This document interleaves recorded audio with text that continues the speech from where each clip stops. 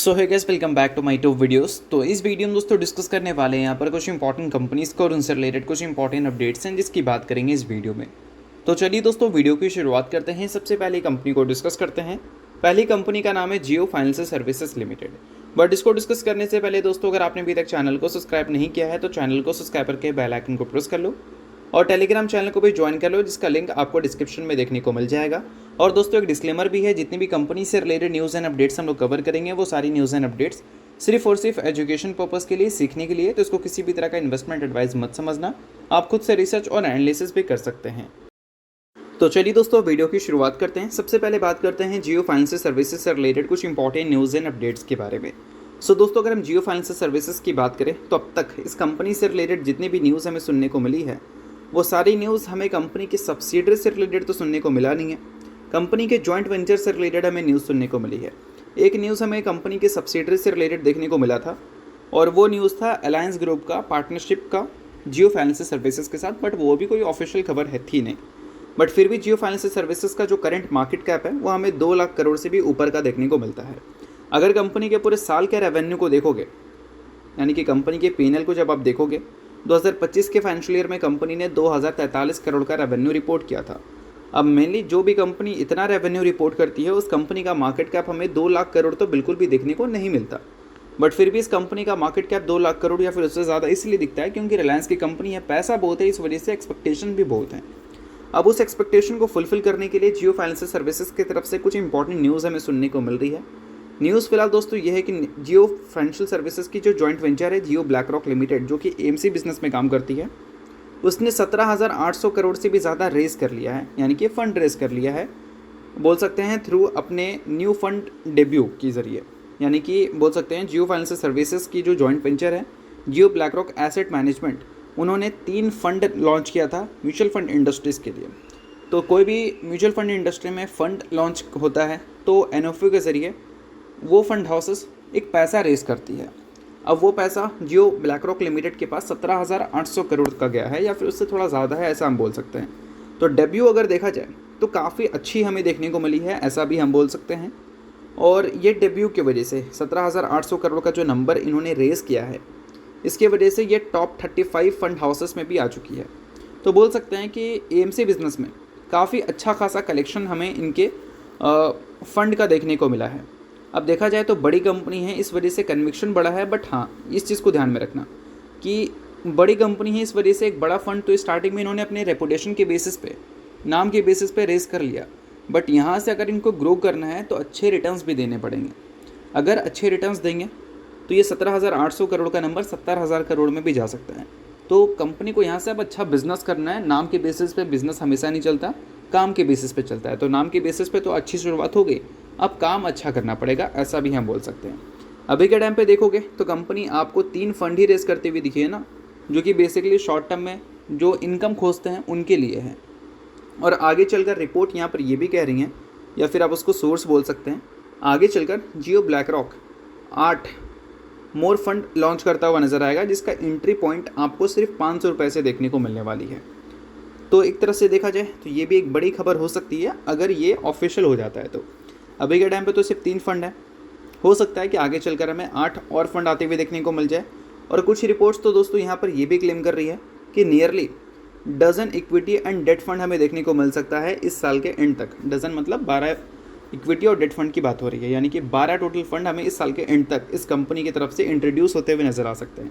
अब ये भी कोई ऑफिशियल खबर नहीं है, आप देख सकते हो यहाँ पर ये प्लानिंग की बात चल रही है, यानी कि बोल सकते हैं सभी चीज़ें रिपोर्ट के ज़रिए हमें सुनने को मिल रहा है। तो देखते हैं कि आगे चलकर हमें क्या क्या खबर सुनने को मिलती है। बट अभी तक जितनी भी खबर सुनने को मिली है वो बोल सकते हैं बिज़नेस के स्टार्टिंग के हिसाब से काफ़ी दमदार है।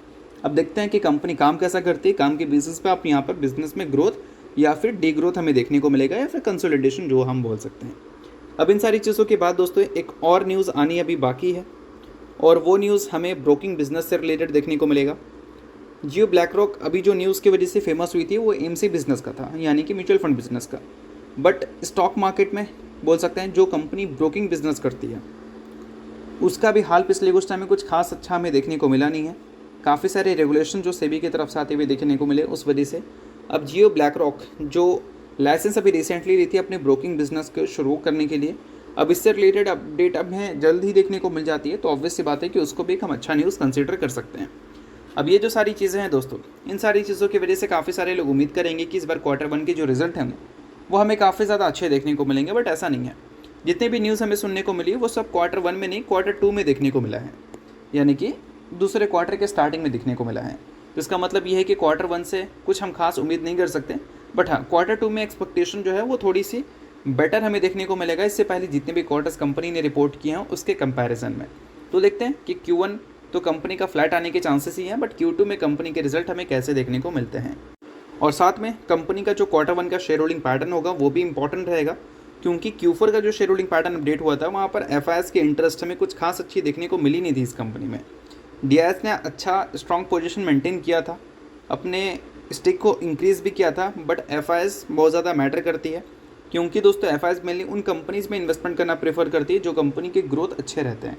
अब देखते हैं कि FIS इन सारी चीज़ों के बाद Q1 में वापसी करती है या नहीं, और करती है तो ये सारी चीज़ें बोल सकते हैं जियो फाइनेंशियल सर्विसेज के बिजनेस के हिसाब से अगर हम देखें तो एक पॉजिटिव हिंट हमें देखने को मिलता है। तो इन सारी चीज़ों को सिर्फ और सिर्फ रिसर्च के देखना, ना कि इसको किसी भी तरह का रिकमेंडेशन समझना।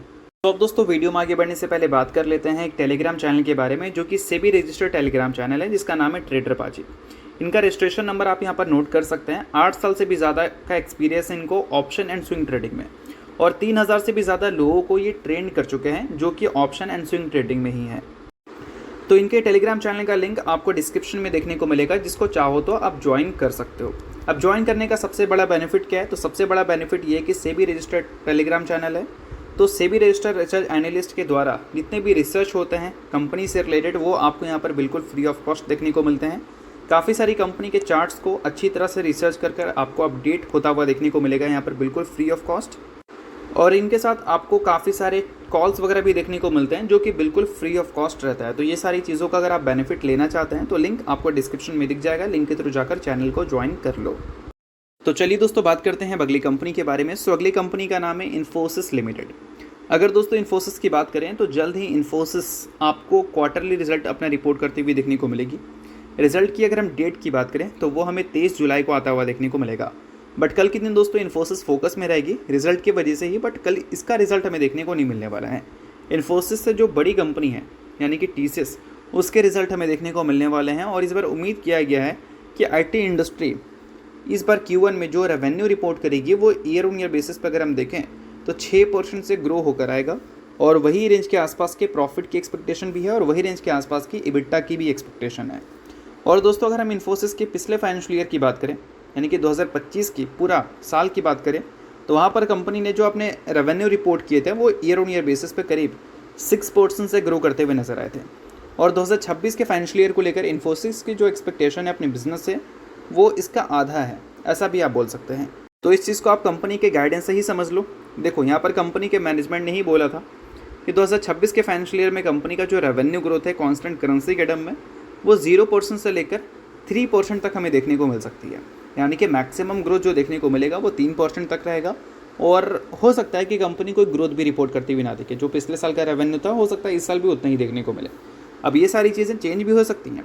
अभी तो फर्स्ट हाफ का डेटा आएगा ना, Q1 तो फर्स्ट हाफ का पार्ट है, Q2 भी फर्स्ट हाफ का पार्ट है। जब सेकंड हाफ का डेटा आएगा तो कई बार हमने देखा है इन्फोसिस से कि फर्स्ट हाफ में इन्फोसिस का गाइडेंस कुछ और रहा है, सेकंड हाफ में कुछ और रहा है। 2023 की बात है शायद, कंपनी ने गाइडेंस 2024 को लेकर कुछ खास अच्छा दिया नहीं था। फर्स्ट हाफ में कंपनी ने खराब नंबर भी दिखाया, बट सेकंड हाफ में कंपनी ने उस गाइडेंस को अपग्रेड किया था। तो हो सकता है कि फ्यूचर में आपको अपग्रेड होती हुई देखने को मिल जाए, बट अभी तक की अगर हम बात करें तो इन्फोसिस पिछले फाइनेंशियल ईयर के मुकाबले इस बार जो ग्रोथ दिखाएगी वो हमें उसका आधा दिखाएगी। और इसके अलावा अगर मार्जिन्स की बात करें तो मार्जिन्स को कंपनी ने मेंटेन किया है, नो डाउट 20 से 22% के रेंज कंपनी ने रखा है, यानी कि 20% से 22% के रेंज पे कंपनी अपने मार्जिन्स को मेंटेन करेगी 2026 के फाइनेंशियल ईयर में।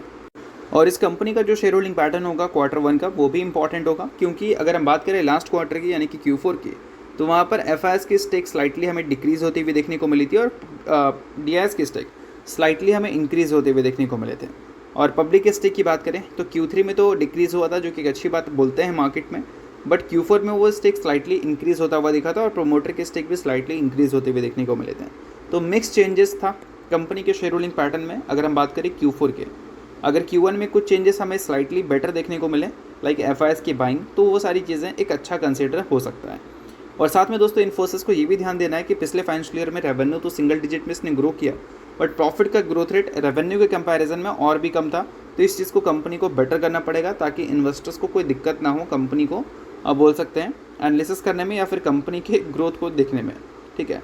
और बाकी अगर ग्रोथ कंपनी का स्लो हुआ तो हो सकता है कि 2026 के फाइनेंशियल ईयर में कंपनी की तरफ से आपको डिविडेंड के जो नंबर्स हैं वो आपको 25 के मुकाबले बढ़कर देखने को मिले, क्योंकि 23 के फाइनेंशियल ईयर में कंपनी ने 13,000 करोड़ रुपए लगभग डिविडेंड में खर्च किया था, 24 में 14,000 करोड़ और 25 में लगभग 20,000 करोड़, ठीक है। तो हो सकता है कि अगर कंपनी का ग्रोथ खराब ही रहा तो 20,000 करोड़ का नंबर 25,000 करोड़ तक भी जाता हुआ दिख जाए, तो इस चीज़ को भी थोड़ा ध्यान में रखना।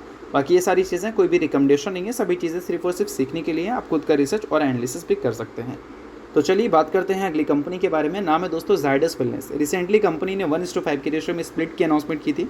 इसमें कंपनी ने एक शेयर के बदले अपने इन्वेस्टर्स को 5 इक्विटी शेयर देने का फैसला किया था। सो अगर आप इस कंपनी के इन्वेस्टर हैं तो बेशक ये न्यूज़ आपके लिए इंपॉर्टेंट है, इन्वेस्टर नहीं है इग्नोर कर सकते हैं, न्यूज़ थी इस वजह से मैंने बता दिया, बाकी किसी भी तरह का ये रिकमेंडेशन नहीं है। तो चलिए दोस्तों ये वीडियो यहीं तक था। करता हूँ वीडियो आपको अच्छा लगा होगा, वीडियो लाइक कीजिए, पहली बार सब्सक्राइब कीजिए। वीडियो देखने बहुत बहुत शुक्रिया।